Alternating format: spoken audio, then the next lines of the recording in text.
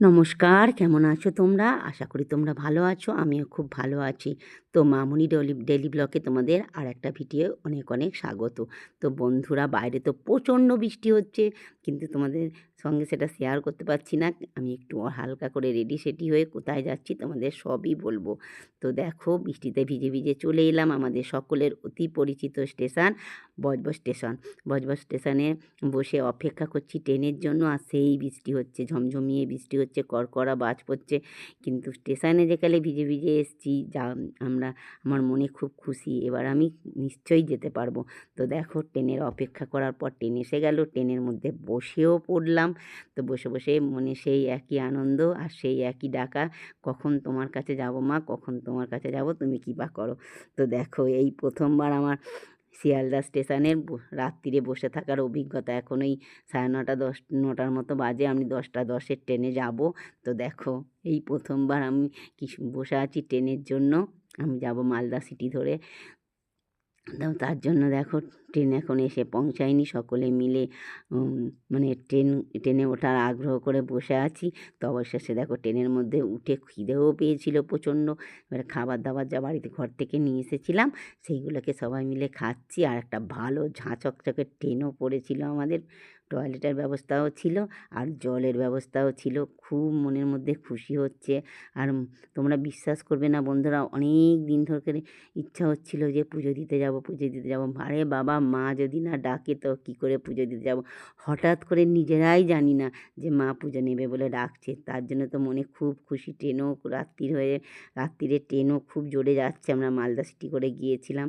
তো এই দেখো, ট্রেনটা মানে এখন একটা স্টেশন বলে আস্তে করে থেমেছে, এখানে মানে দাঁড়িয়েছিল। তো বুঝতে পারিনি কো। যাই হোক, ট্রেন খুব জোরে জোরে যাচ্ছে রাত্রিরে। এই প্রথমবার আমার ট্রেনে রাত্রিরে করে যাওয়ার অভিজ্ঞতা। অবশেষে পৌঁছে গেলাম রামপুরহাট স্টেশনে। এখানে তখন রাত্রি 2টো, এই 2:40-40 হবে, ট্রেনটা থেমেছে। তো ট্রেনটা থামার পরে আমরা একটা হোটেলের মানে ফোন করলাম, হোটেলে চলে এলাম। আমরা কিন্তু এখানে ঘুরতে আসি না বন্ধুরা, আগেই বলে দিচ্ছি, আমরা এখানে পুজো দিতে এসেছি। এখন হচ্ছে 4:45টার মতো বাজে। তো আমরা একদম স্নান করে রেডি হয়ে মায়ের পুজো দেবো বলে দোকানে চলে এলাম। দোকান থেকে একটু ডালা কিনলাম, ফুল কিনলাম। কিনে একটু মানে দোকানদার বলছে, আপনারা তাড়াতাড়ি গিয়ে লাইন দিন, 6টা বাজতে গেটটা খুলবে। বলে আমরা লাইন দেবো বলে তাড়াতাড়ি করছি। বলছি তাড়াতাড়ি চলো, তাড়াতাড়ি চলো বলে সবাই মিলে মন্দিরে যাবো বলে মানে এটা হচ্ছে আমাদের ঠাকুরমশাই, উনি আমাদের সব বুঝিয়ে বলে দিচ্ছেন। তো এবারে হচ্ছে কি, এসে গেছি। এই দেখো, মন্দিরের এটা 1 নম্বর গেট। এই গেটের কাছ দিয়ে এবার মন্দিরে উঠে গেলাম। তো বন্ধুরা, আমি এটা নিয়ে 6বার 7বার মানে তারাপীঠে গেছি, এই রকম ভিড় দেখিনি। ও বাবা, মায়ের যে কী ভিড়! আর সেই রকম ভিড় দেখতে পাচ্ছ, মানে এত মায়ের জয়ধ্বনি করেছি, কখন যে লাইনটা শেষ হয়ে গেছে নিজেরাই বুঝতে পারিনি। সবই মায়ের ইচ্ছা, সবই মায়ের কৃপা। কিন্তু আমার খুব শরীর খারাপ, এই রকম মানে বুঝতেই পারিনি যে আমি মায়ের কাছে এত সুন্দর করে পুজো দেবো। এত সুন্দর করে পুজো দিয়েছিলাম। আর এই ভিড়ের মধ্যে দাঁড়িয়ে ঘন্টার পর ঘন্টা আমি যে দাঁড়িয়ে পুজো দিতে পেরেছি, মাকে আমি অনেক অনেক ধন্যবাদ। আমার মনের অনেক আশা পূরণ করে দাও মা। আমি অনেক কষ্ট করে তোমার কাছে গেছি, অনেক দিন ধরে ইচ্ছা করছিল আমি মাকে পুজো দেবো। সেই মায়ের জয়ধ্বনি দিয়ে দিয়ে মায়ের কাছে কখন পৌঁছে গেলাম, একটুকু বুঝতেই পারলাম না। আর একটুকু কষ্ট অনুভব করতে পারলাম। মা তার সন্তানকে খুব সুস্থই রেখেছিল। এত ভিড়, এত ভাট্টা মধ্যে কী বলবো তোমাদের তো সবটা দেখাতে পারিনি। তারপরে তো ফোনটাকে জমা দিয়ে দিতে হয়েছিল, কিছুই দেখাতে পারবো না।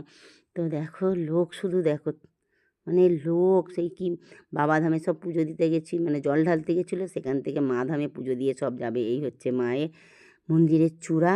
তো দেখো, মাকে এত ভক্তি করে পুজো দিয়েছি, খুব সুন্দর করে মন্দিরে ঢুকে এত সুন্দর করে পুজো দিয়েছি, এত মানে লাইন টেনে, মানে আমি নিজেকে খুব ধন্য মনে করি। আর মাকে বলি, মা গো মা, আমার মনে সব আশা পূরণ করো, আমার শরীর সুস্থ রাখো, আমার সন্তানের মঙ্গল কামনা করো, আমার পরিবারের মঙ্গল কামনা করো, সকলকে ভালো রাখো।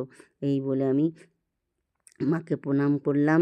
আর হচ্ছে দেখো, সেই ভিড়ভাট্টা কাটিয়ে একদম মানে সুন্দরভাবে পুজো দিয়েছি।